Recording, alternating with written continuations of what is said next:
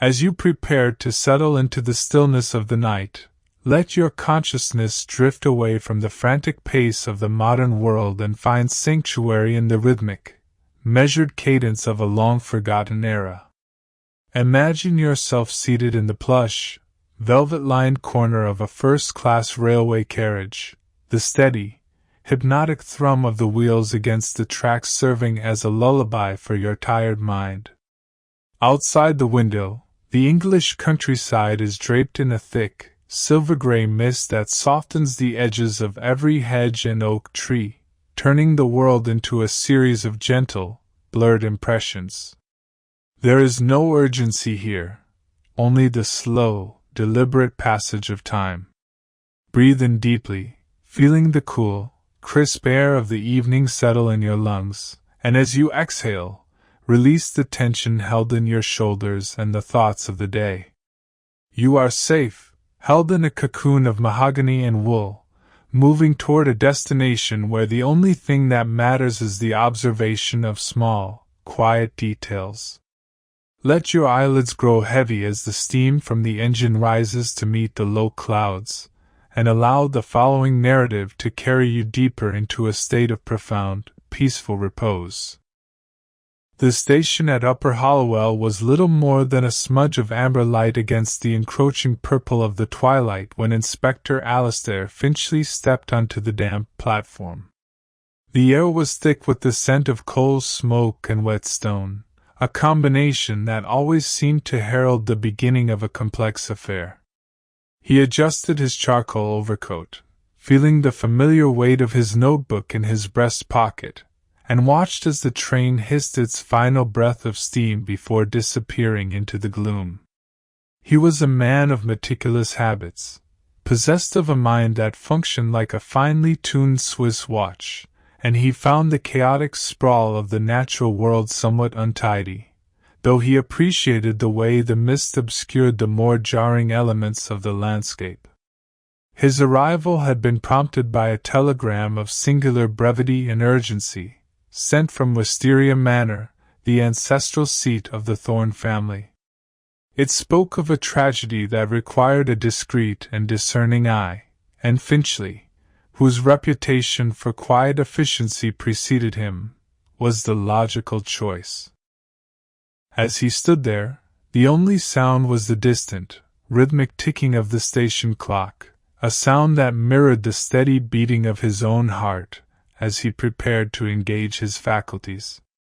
A dark, sleek motor car was waiting for him at the station gate, its headlamps cutting two brilliant swathes through the fog like the eyes of a great, silent predator. The driver, a man of indeterminate age with a face as weathered as a coastal cliff, took Finchley's valise without a word, and soon they were gliding through the narrow, winding lanes that led to the manor. The hedges on either side were high and imposing, casting long, distorted shadows across the road, and the only light came from the occasional flicker of a cottage window, remote and unreachable. Finchley leaned back against the leather seat, closing his eyes for a moment to better absorb the atmosphere of the place. He believed that every house had a soul, or at least a collective memory of the events that had transpired within its walls, and Wisteria Manor was a house with a particularly long and heavy memory. It was a sprawling Tudor edifice, added to and altered over the centuries until it had become a labyrinth of oak-paneled galleries, hidden staircases, and draughty chambers. When the car finally pulled up the gravel sweep in front of the massive oak doors, the house loomed over them, its many gables silhouetted against the starless sky. The windows were dark, save for a single light burning in the library on the ground floor. The front door was opened by a butler who seemed to have been carved from the same dark wood as the paneling. His name was Barnaby, and he possessed a quality of profound stillness that Finchley immediately respected. Barnaby led the inspector through a vast, echoing hall where the portraits of long-dead Thornes looked down with varying degrees of disapproval.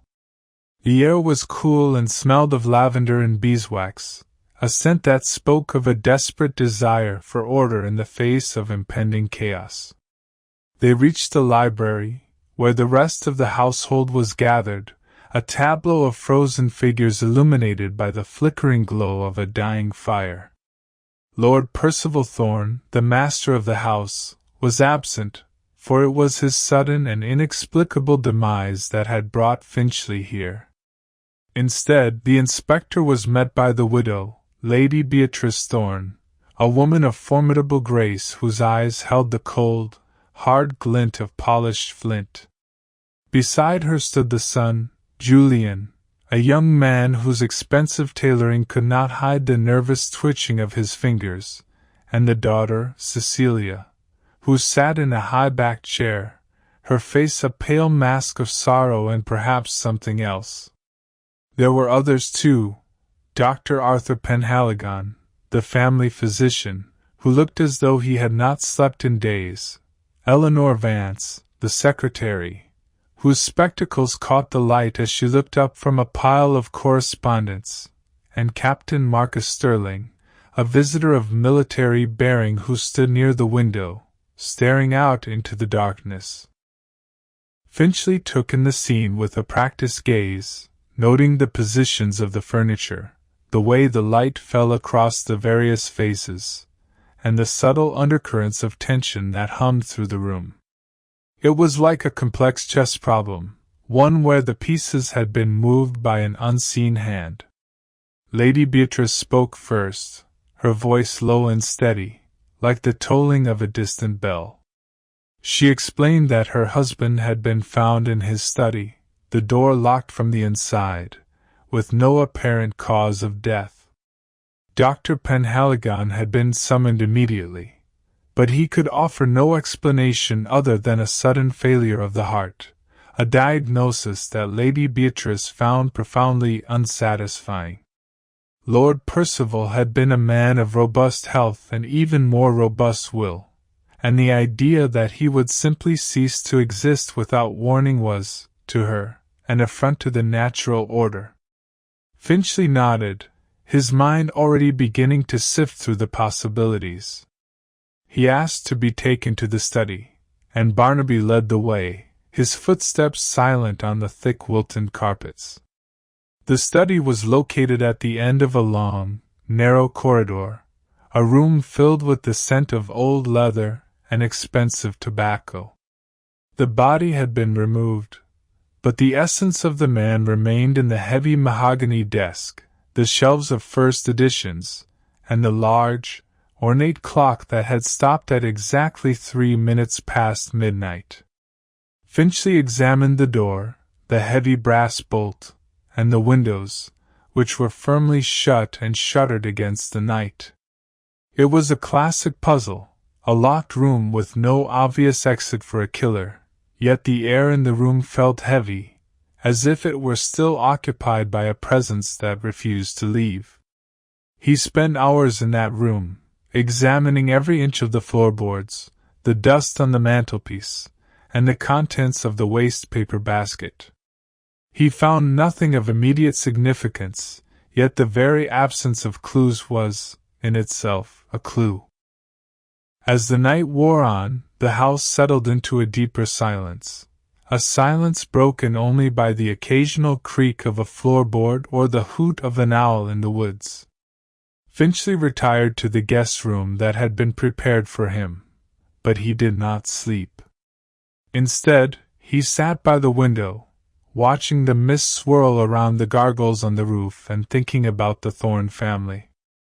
They were a family built on secrets, he suspected, like so many of the great houses of England. The wealth that sustained Wisteria Manor was not just a matter of land and industry. It was a matter of reputation, and reputations were fragile things. The next morning dawned gray and sullen, the mist having turned into a fine, persistent drizzle that blurred the lines between the sky and the earth. Finchley began his inquiries in earnest, starting with the members of the household. He spoke to Lady Beatrice in the morning room, a light, airy space that felt incongruous with the somber mood of the house. She spoke of her husband with a detached respect, as one might speak of a departed business partner. They had been married for 35 years, a union of convenience that had, over time, become a union of habit. She knew his routines, his preferences, and his enemies, of which he had many. Lord Percival had been a man of uncompromising principles, often to the point of cruelty, and he had left a trail of broken ambitions and bruised egos in his wake. Yet Lady Beatrice insisted that no one within the house would have had the courage, let alone the opportunity, to hasten his end. Finchley then sought out Julian, whom he found in the stables, grooming a magnificent chestnut hunter. The young man was more forthcoming than his mother, his speech peppered with a nervous energy that suggested he was hiding something. He spoke of his father's temper, his impossible expectations, and the constant pressure to live up to the Thorn name. Julian was a man of simpler tastes, who preferred the company of horses to the complexities of high finance, a fact that had been a source of constant friction between him and Lord Percival. As they spoke, the rain pattered rhythmically against the slate roof of the stables, a steady, hypnotic sound that seemed to draw out the truth. Julian admitted that he had argued with his father on the night of his death, a disagreement over a mounting debt that Julian had incurred at a London gaming house. Lord Percival had threatened to disinherit him, a threat that had been made many times before but which, on this occasion, had felt more final. Cecilia, the daughter, was found in the music room, her fingers idly tracing the keys of a grand piano. She was a woman of quiet intensity, whose every movement seemed calculated to reveal as little as possible. She spoke of her father with a strange, melancholy affection, describing him as a man who was trapped by his own greatness. She had spent most of her life trying to please him, only to find that his approval was a moving target. She had been in her room on the night of the tragedy, listening to the rain and reading a volume of poetry. She had heard nothing, seen nothing, and felt only a sudden, cold shiver at the moment her father's heart had supposedly stopped. The doctor, the secretary, and the captain each provided their own pieces of the puzzle. Dr. Penhaligon spoke of the physical toll that Lord Percival's lifestyle had taken on him, the hidden weaknesses that only a physician could see. Eleanor Vance spoke of the intricate web of business dealings that Lord Percival had managed from his study, the vast sums of money that moved at his command, and the many letters of grievance that arrived in every post. Captain Stirling, a man who had seen death in many forms on the battlefields of the continent, spoke of the strange atmosphere of the house, a feeling of being watched that had stayed with him since his arrival. He had been a guest at Wisteria Manor for a week, invited by Lord Percival for reasons that remained unclear. Throughout these conversations, Finchley remained a silent observer, his mind recording every detail, every hesitation, and every shift in tone. He was looking for the one discordant note in the symphony of lies that he was being presented with. He spent his afternoons walking the grounds, despite the persistent rain, exploring the overgrown gardens, the crumbling orangery, and the dark, silent woods that bordered the estate. He was looking for something that didn't fit, a physical manifestation of the unease he felt. It was during one of these walks that he discovered a small, rusted key hidden beneath a loose stone in the sundial, a key that looked as though it belonged to a much older part of the house. The discovery of the key changed the nature of his investigation. He began to look for the lock it belonged to, a search that took him into the darkest corners of Wisteria Manor. He explored the cellars, where the air was thick with the smell of damp earth and ancient wine, the attics, where the dust of decades lay undisturbed on trunks of forgotten clothes, and the secret passages that ran behind the paneling of the main rooms. It was a slow, painstaking process, one that required a patience that few men possessed. But Finchley was a man of infinite patience. He understood that the truth was often like a shy animal, hiding in the shadows and waiting for the right moment to reveal itself. He also understood that the key was not just a physical object. It was a symbol of the secrets that the Thorne family had kept for generations. As he moved through the house, he felt the weight of those secrets pressing in on him, a heavy, suffocating pressure that made it difficult to breathe. He began to realize that the death of Lord Percival was not an isolated event, but the culmination of a long history of betrayal and deceit. The house itself seemed to be breathing, its walls echoing with the whispers of the past. One evening, as the rain finally began to ease and a pale, watery moon struggled to appear through the clouds, Finchley found the lock. It was hidden behind a portrait of a particularly stern-looking Thorne ancestor in the long gallery, a small, discreet keyhole that was almost invisible to the naked eye. He turned the rusted key, and with a soft, protesting click, a section of the paneling swung inward to reveal a tiny, hidden chamber. Inside, he found a small, iron-bound chest, its lid covered in a thick layer of dust. He opened the chest with a sense of profound anticipation, his heart pounding in his chest. Inside was a collection of documents, old letters, faded maps, and a series of meticulously kept ledgers that told a story very different from the one the world knew. It was a story of a great fortune built on a foundation of fraud and murder, a secret that Lord Percival had gone to great lengths to protect. The ledgers revealed that the Thorne wealth had its origins in a colonial venture that had ended in tragedy, a tragedy for which the Thorne family was directly responsible. Lord Percival had discovered the truth years ago, and had spent his life ensuring that it remained buried. But someone else had discovered it too, someone who had been using the information to blackmail the old man.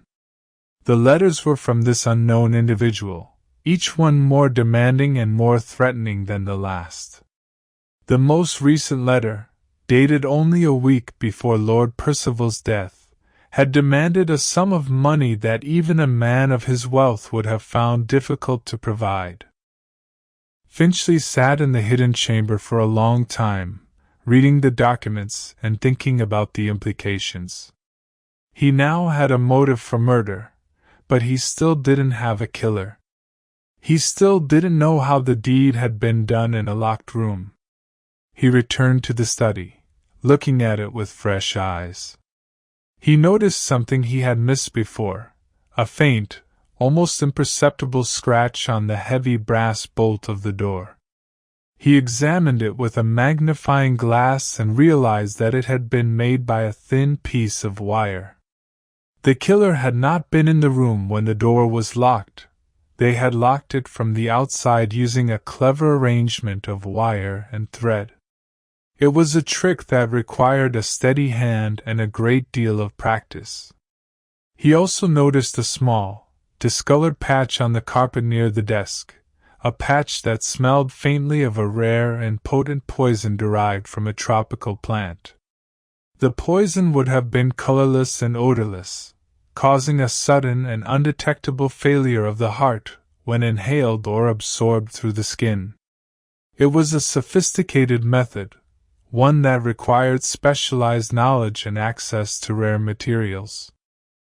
The pieces of the puzzle were finally beginning to fall into place. He knew the motive, the method, and the opportunity.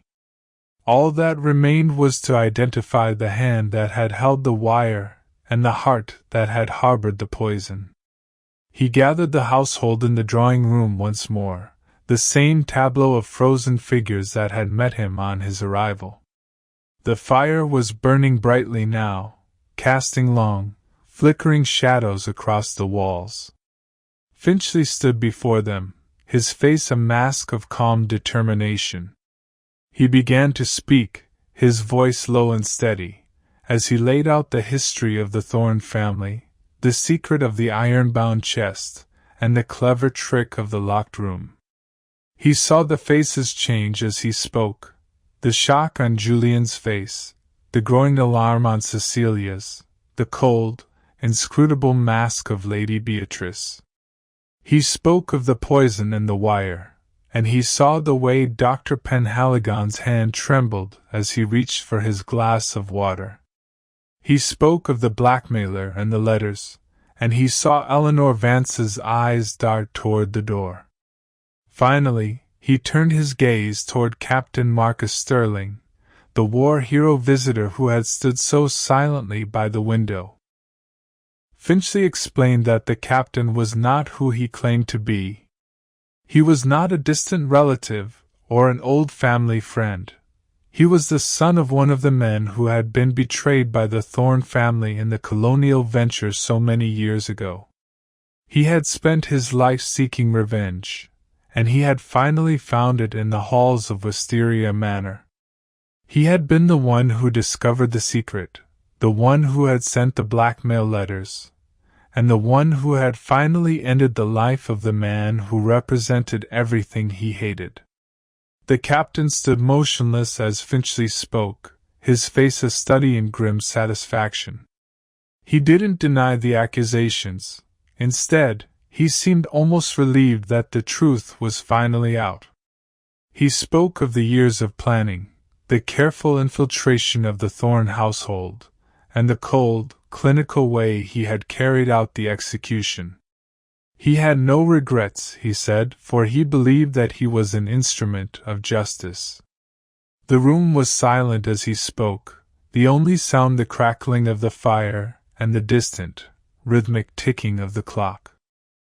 Lady Beatrice was the first to move, her voice a whisper of pure, cold fury as she ordered Barnaby to call the police. The captain was led away, his military bearing unshaken to the last. The rest of the family remained in the drawing-room, shattered by the revelation of their own history. The Thorn name, which they had fought so hard to protect, was now forever tarnished by the sins of the past. Finchley stood by the window, watching as the police car pulled away into the night, its headlamps disappearing into the mist.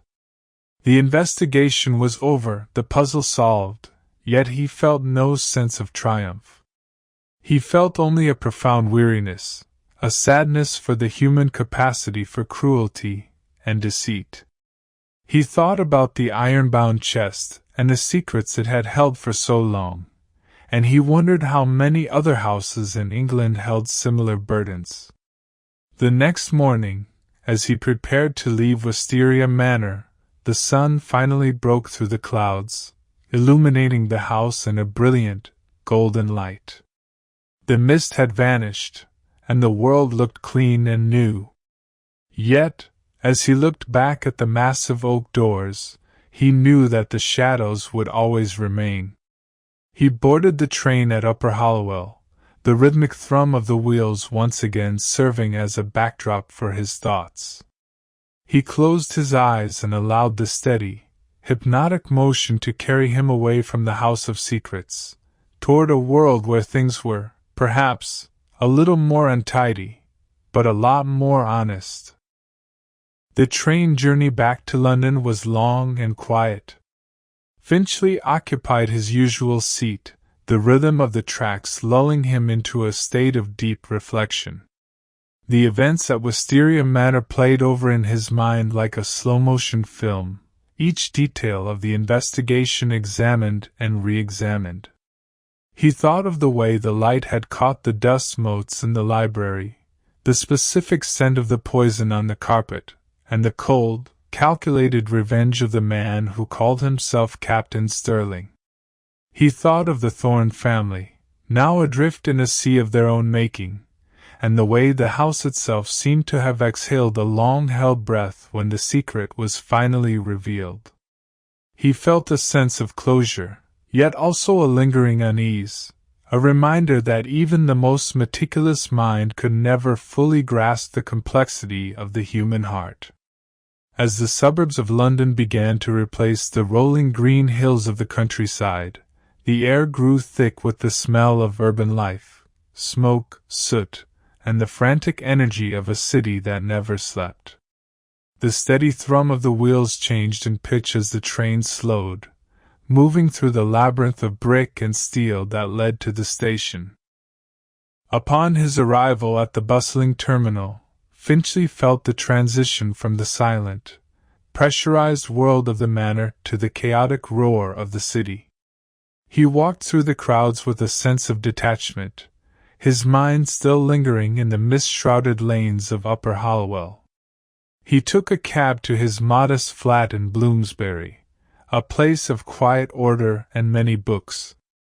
As he climbed the stairs, the familiar scent of old paper and tobacco greeted him, a comfort after the heavy, perfumed air of the Thorne household. He spent the evening in his favorite armchair, a glass of dry sherry at his elbow, watching the rain streaking the windows. He didn't think about cases or puzzles or the dark impulses of men.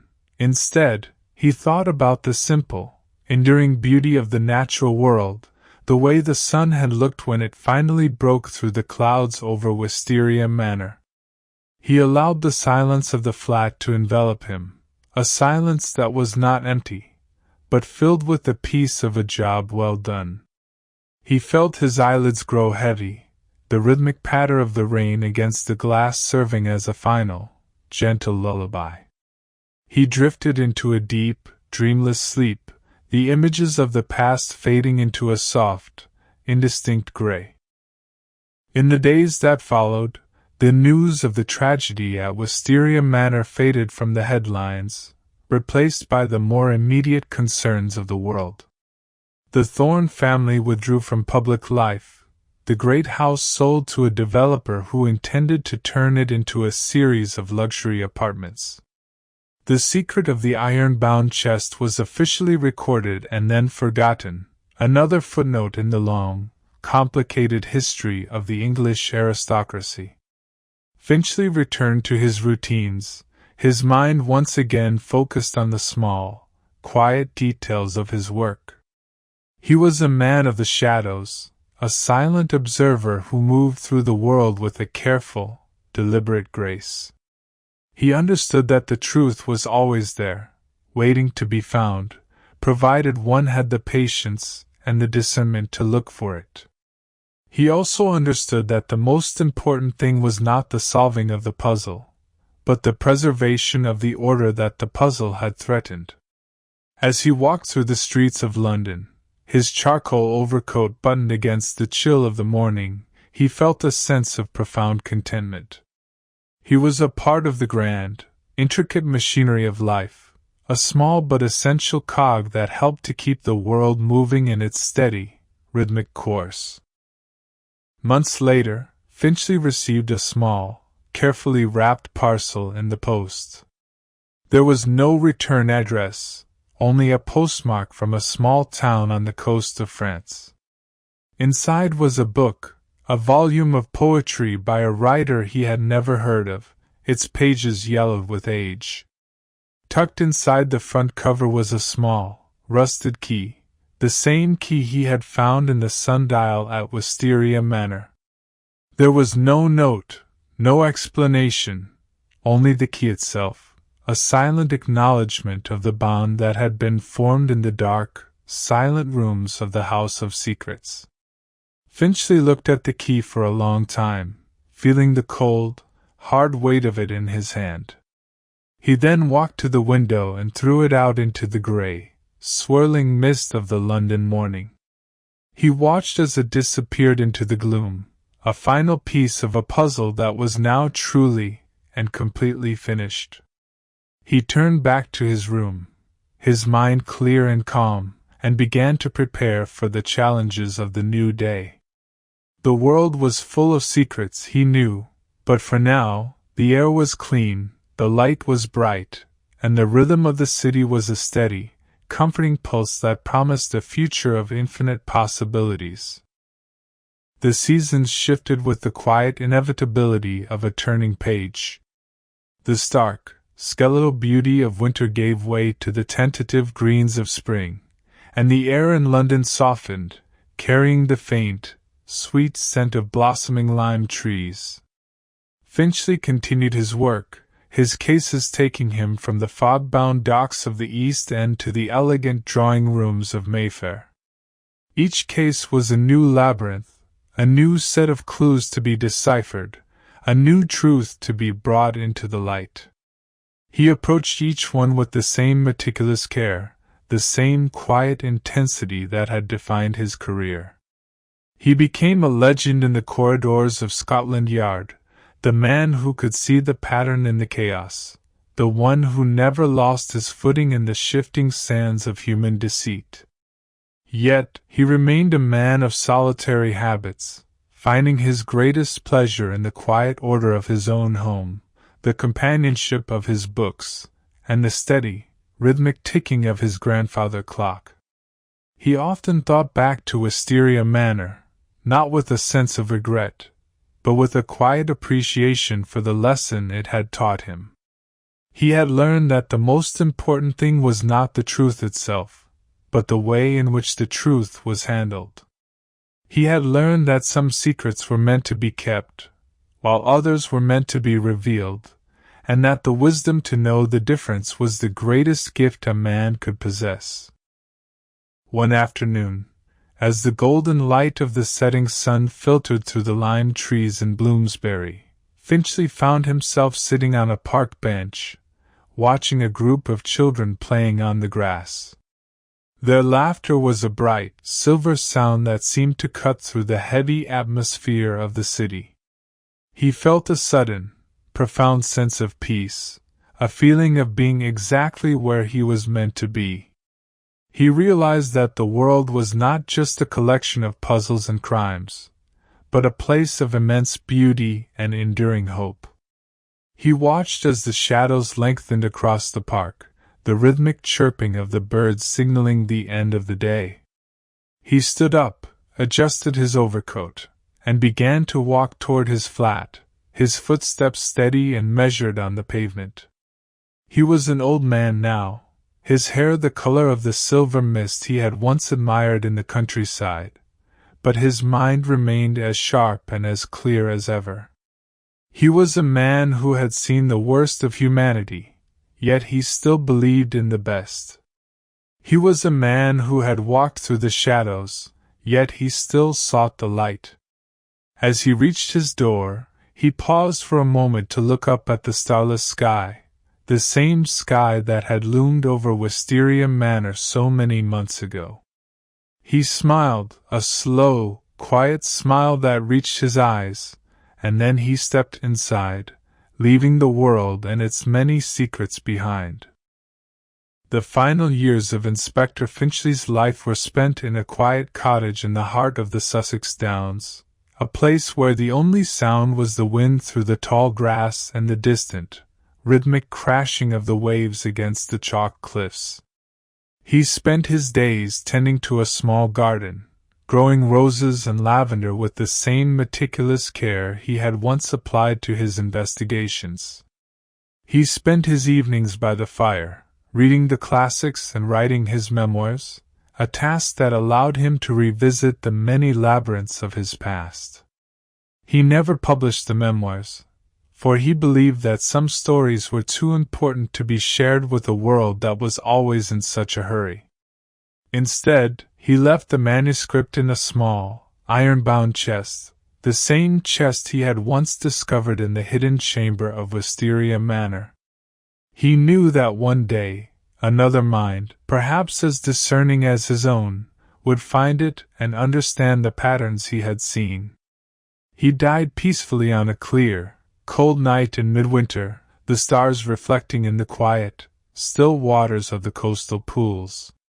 He was a man who had lived a life of profound purpose, a man who had brought order to a chaotic world, and his memory remained a steady, comforting pulse in the hearts of those who had known him.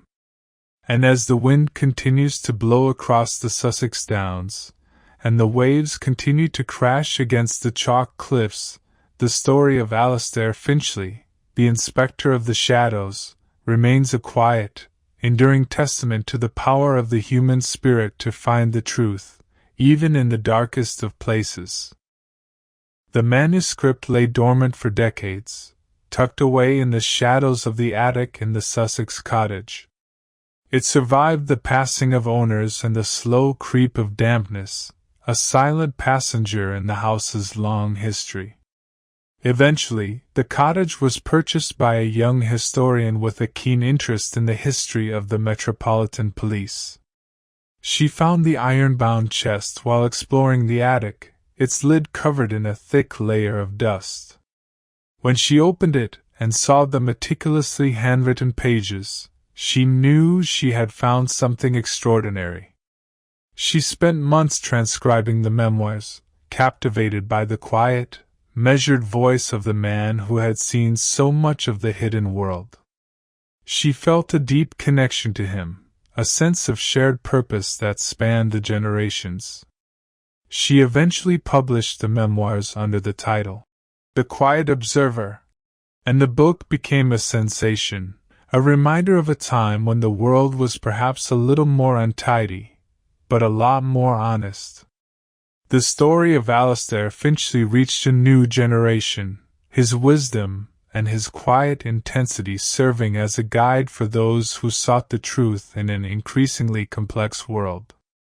And so, the rhythm of his life continued, a steady, rhythmic pulse that would never truly fade, as long as there were those who were willing to look for the patterns in the shadows. In the end, the legacy of Wisteria Manor and the detective who unraveled its mysteries was not just a matter of crime and punishment. It was a story about the enduring nature of secrets, the weight of the past, and the slow, deliberate work of justice. It was a reminder that even in the most pressurized and silent worlds, the pulse of human emotion continues to beat, driving men and women to acts of great courage and great betrayal. As the trains continue to run across the English countryside, and the mist continues to settle in the narrow lanes of Upper Hollowell, the memory of that long-ago autumn remains a quiet, haunting presence. The house itself may be gone, replaced by the modern structures of a new era, but the essence of the place, and the story of those who lived within its walls, will always endure. For the truth, once revealed, can never be fully hidden again. It remains a part of the landscape, a subtle, shifting pattern that only the most discerning eyes can truly see.